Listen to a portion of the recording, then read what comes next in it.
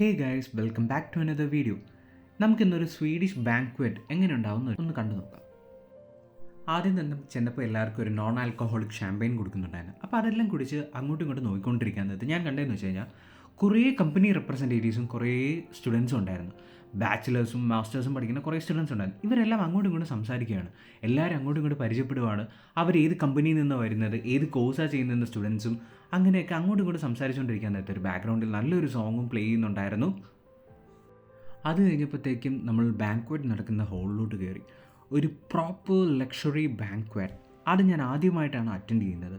അപ്പം അത് സ്വീഡനിൽ വന്നിട്ട് സ്വീഡിഷ് ഐറ്റംസ് എല്ലാം ട്രൈ ചെയ്യാനുള്ളൊരു അവസരമായിട്ട് ഞാൻ കരുതുകയാണ്.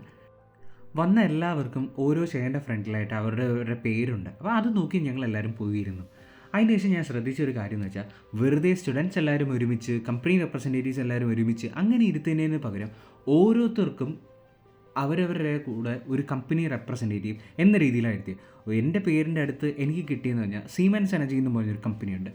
ആ കമ്പനിയിലെ കമ്പനി റെപ്രസെൻറ്റേറ്റീവായിട്ട് അവിടെ നിന്ന് പ്രൊഡക്ഷൻ മാനേജറാണ് വന്നത്. പുള്ളിയായിരുന്നു എൻ്റെ അടുത്തിരുന്നത്. അതിനുശേഷം ഞാൻ ഫ്രണ്ടിൽ നോക്കിയപ്പോഴത്തേക്കും വേറെ എറിക്സണിലെ കണ്ടായിരുന്നു, എമേഴ്സൺ എന്ന് പറഞ്ഞൊരു കമ്പനിയിലെ ഞാൻ കണ്ടായിരുന്നു. കുറേ കമ്പനീസിൻ്റെ കണ്ടായിരുന്നു ഞാൻ. അവരോടെല്ലാം നമുക്ക് സംസാരിച്ചുകൊണ്ടിരിക്കാൻ പറ്റും. നമ്മൾ ഈ കഴിക്കുന്നതിൻ്റെ ഇടയിൽ കുറേ സമയം നമുക്ക് കിട്ടും. അപ്പോൾ ആ സമയത്തൊക്കെ നമുക്ക് അവരോട് സംസാരിക്കാൻ പറ്റും. ഇന്ന് നമുക്ക് തന്ന ഒരു 3 കോഴ്സ് മീലായിരുന്നു. അപ്പം സ്റ്റാർട്ടറായിട്ട് നമുക്ക് കിട്ടിയത് ഒരു ഷ്രിംപ് ഉണ്ടായിരുന്നു, പിന്നെ പൊട്ടറ്റോസും ഒരു സാലഡും എല്ലാം വെച്ചിട്ടുണ്ടായിരുന്നു. അപ്പോൾ ഈ ഇവിടെ സ്വീഡിഷിലെ ബാങ്ക്വറ്റിനൊരു പ്രത്യേകതയുണ്ട്. ഓരോ കോഴ്സിനും ഒരു പാട്ട് പാടണം. അത് സ്വീഡിഷിലായിരിക്കും. അത് കൊള്ളായിരുന്നു, എനിക്ക് ഇഷ്ടപ്പെടും. കാരണം നമ്മൾ കുറച്ചുകൂടി ആക്റ്റീവ് ആവാൻ എല്ലാത്തിനും അത് ഹെൽപ്പ് ചെയ്യും. പിന്നെന്താ, അതിൻ്റെ ഇടയിൽ എനിക്ക് സ്വീഡിഷ് അറിഞ്ഞിടാത്തതുകൊണ്ട് ഞാൻ പല പാടുന്ന രീതി കേട്ടിട്ട് അവർക്ക് കോമഡി ആയിട്ട് തോന്നി. അവർ പാടുന്നത് എന്താണെന്ന് ആലോചിച്ച് എനിക്കത് കോമഡി ആയിട്ട് തോന്നി. ഈ നമ്മൾ കഴിക്കുന്നതിൻ്റെ ഇടയിൽ തന്നെ അവിടെ കുറച്ച് പ്രോഗ്രാംസ് നടക്കുന്നുണ്ടായിരുന്നു. അതും ഇങ്ങനെയൊക്കെ നമ്മൾ കണ്ടുകൊണ്ടാണ് ഇതിപ്പോൾ കാണുന്നത് ഒരു ഡാൻസ് ആയിരുന്നു. ഇത് എന്താണെന്ന് വെച്ച് കഴിഞ്ഞാൽ ലൈറ്റ്സ്, LED ലൈറ്റ്സ് ഇലുമിനേറ്റ് ചെയ്തിട്ടുള്ള ഡ്രസ്സ് യൂസ് ചെയ്തിട്ട് ചെയ്തൊരു ഡാൻസ് ആയിരുന്നു. എനിക്ക് നല്ലോണം ഇഷ്ടപ്പെട്ടു. സംഭവം എന്ന് വെച്ച് കഴിഞ്ഞാൽ കാണാൻ നല്ല രസമുണ്ട്. ഫുൾ ബാക്ക്ഗ്രൗണ്ട് ഡാർക്ക് ആക്കിയിട്ട് ജസ്റ്റ് ഇവരുടെ ഡാൻസ് മാത്രം ഫോക്കസ് ചെയ്തിരിക്കുമ്പോഴത്തേക്കും കാണാൻ നല്ല രസമുണ്ടായിരുന്നു. അടുത്തതായിട്ട് റിങ്സ് യൂസ് ചെയ്തിട്ടുള്ളൊരു ഡാൻസ് ആയിരുന്നു. ഇതും ഇലുമിനേറ്റഡ് റിങ്സ് ആയിരുന്നു. അത് നല്ല രസമുണ്ടായിരുന്നു. കാരണം എന്ന് വെച്ച് കഴിഞ്ഞാൽ ഇത് കാണാനായിട്ട് നല്ല രസമെന്ന് പറയുന്നത് ആ പാട്ടിനനുസരിച്ച്, ആ ബീറ്റിനനുസരിച്ച് അവർ നല്ല രീതിയിൽ ആ പ്രോപ്പർട്ടി നല്ല രീതിയിൽ യൂസ് ചെയ്തുകൊണ്ട് നല്ലൊരു ഡാൻസ് ഫോം ആയിരുന്നു. ഇതെല്ലാം കണ്ടുകൊണ്ടിരുന്നത് നമുക്ക് കഴിക്കാനുള്ള അവസരമായിരുന്നു അവിടെ കിട്ടിയിരുന്നത്.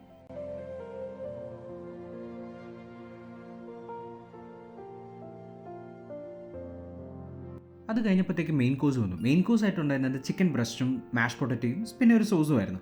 സംഭവം കൊള്ളാം. അടുത്ത ഒരു പാട്ടായിരുന്നു. അത് നോർമൽ ഒരു പാട്ടല്ല, അക്കപ്പല്ലായിരുന്നു. അത് നിങ്ങളൊന്ന് കേട്ടു.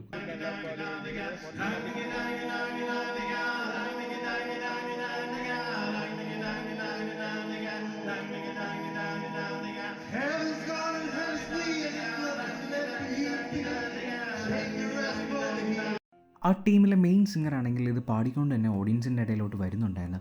ആ ഓഡിയൻസിന് മൈക്ക് കൊടുത്തിട്ട് അവരെ കൊണ്ട് പാടിക്കാൻ ശ്രമിക്കുന്നുണ്ടായിരുന്നു. ഇങ്ങനെയൊക്കെ നല്ല രസമുണ്ടായിരുന്നു ഇങ്ങനെ ഈ പരിപാടി കണ്ടുകൊണ്ടിരിക്കുകയാണ്. ഇതൊക്കെ ഞാൻ ലൈഫിൽ ആദ്യമായിട്ടാണ് ഈ സ്വീഡിഷിലെ സോങ്സും ഇതെല്ലാം ലൈവ് ഷോ ആയിട്ട് ഇങ്ങനെ കാണുന്നതും കേൾക്കുന്നത്. അപ്പം ഇതെല്ലാം ഒരു കൗതുകം ഉണ്ടായിരുന്നു എനിക്ക്. ലാസ്റ്റ് ഒരു ഡെസേർട്ട് കിട്ടി. ഇതിലൊന്നും ഒരു ഐസ്ക്രീമും ആയിരുന്നു, പിന്നെ ഒരു ബ്രൗണിയും, പിന്നെ അല്ലാണ്ട് കുറച്ച് കാര്യങ്ങളാണ്. അത് എന്തൊക്കെയാണെന്ന് ഞാൻ മറന്നുപോയി ആക്ച്വലി. അതെല്ലാം കഴിഞ്ഞ് പുറത്തിറങ്ങി നോക്കിയപ്പോഴത്തേക്ക് അവിടെ ആഫ്റ്റർ പാർട്ടി ഒരു DJ സെറ്റപ്പൊക്കെ എല്ലാം ചെയ്യുന്നത് കണ്ടു.